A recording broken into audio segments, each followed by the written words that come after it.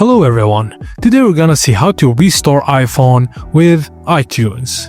Firstly, use a USB Lightning cable to connect your iOS device to your computer. If prompt on your device, tap Trust this computer to allow the connection. Now open iTunes on your Windows PC or Mac, and then click on the device icon in the upper left corner to open the summary page for your connected iPhone or iPad. Under the Backup section, click Restore Backup. From the drop-down menu, select the backup you want to use. Pick the one with the correct date and time when your data was last saved. Now click the Restore button. iTunes will erase your current device contents and replace them with the selected backup.